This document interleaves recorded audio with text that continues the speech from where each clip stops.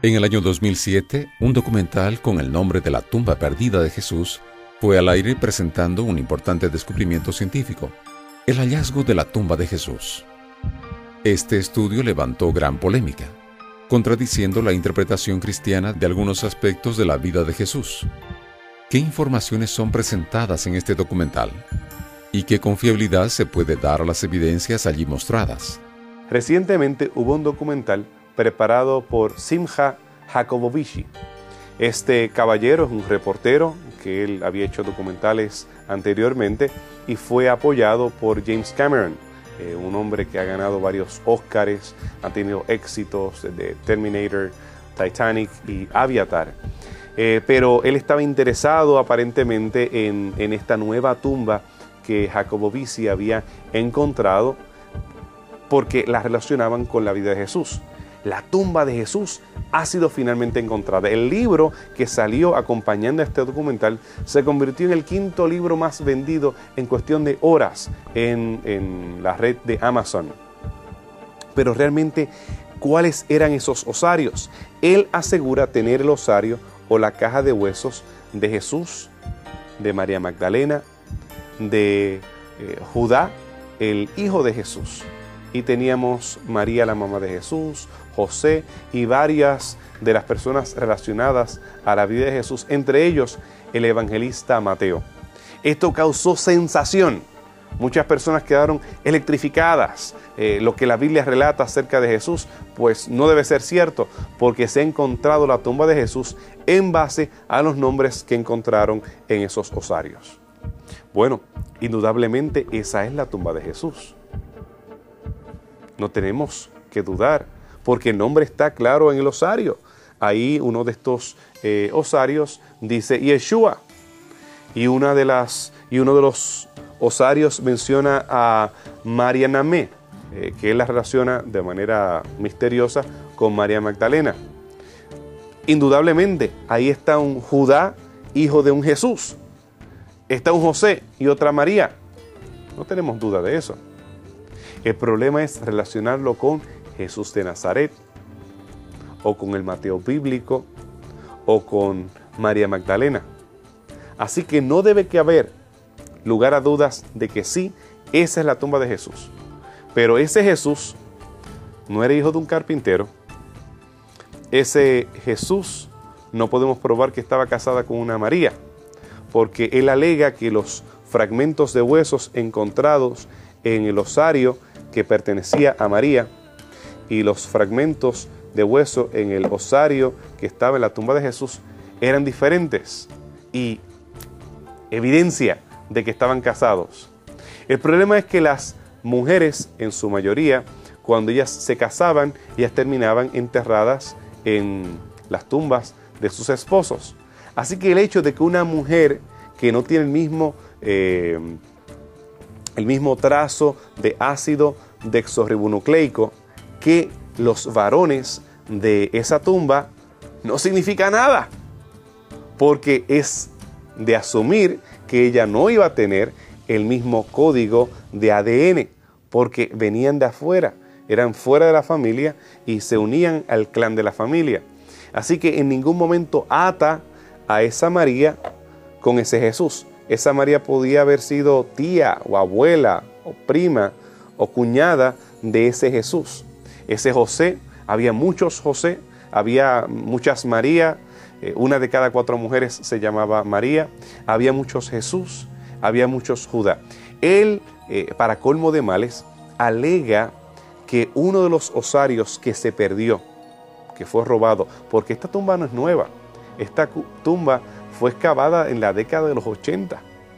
Así que no es ningún descubrimiento. Se han encontrado decenas de ocasiones el nombre Jesús y el nombre María y el nombre José, sin ningún problema.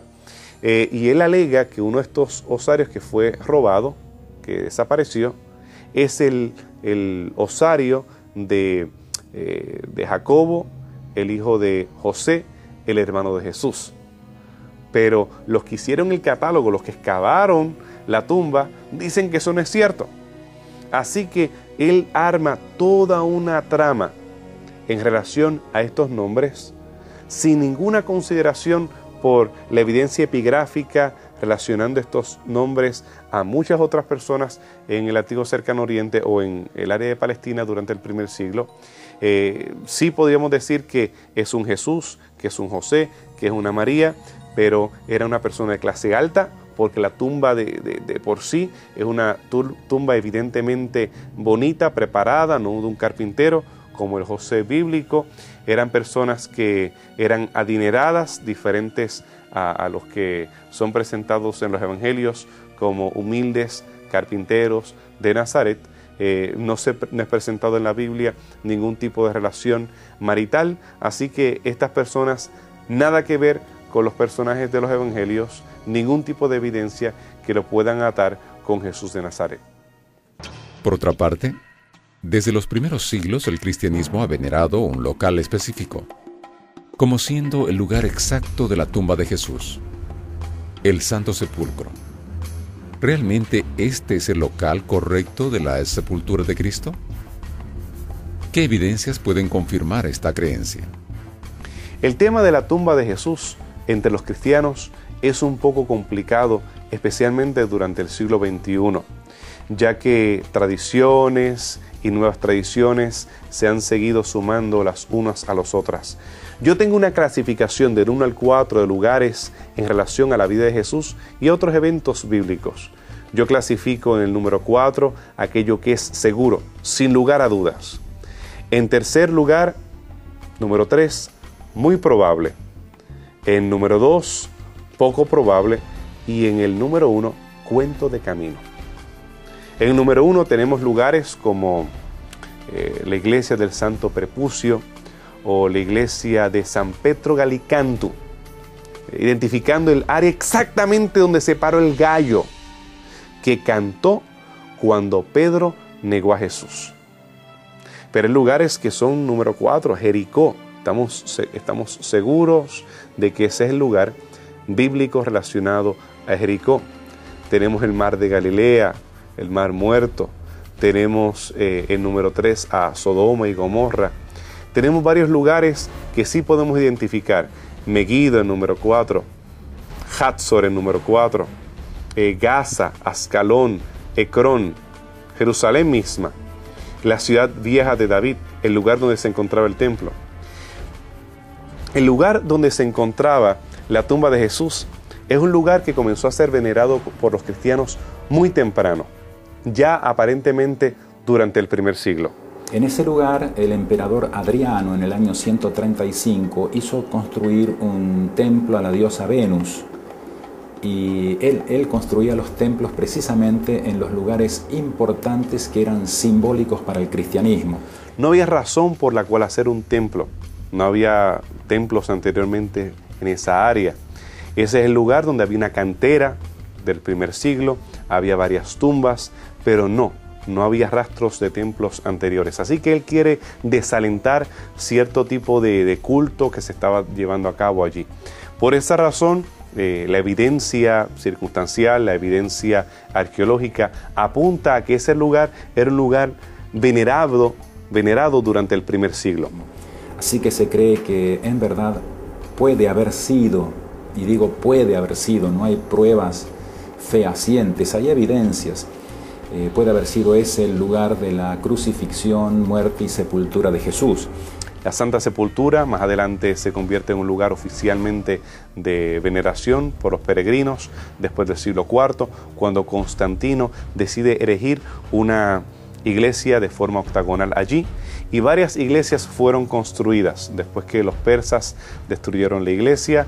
En el siglo VII es reconstruida, aunque brevemente, porque los musulmanes entonces llegan al área, y más adelante durante diferentes periodos fueron destruidas o reconstruidas las áreas que celebraban la muerte de Jesús, que quedaba próximamente, según dice el Evangelio según San Juan, hasta la tumba de Jesús. Hoy por hoy la iglesia está dividida entre varias denominaciones cristianas, en muchas ocasiones en tensión entre ellas, por espacios, por lugares, por derechos, por itinerarios de cómo visitar o cuándo visitar a los lugares considerados sagrados.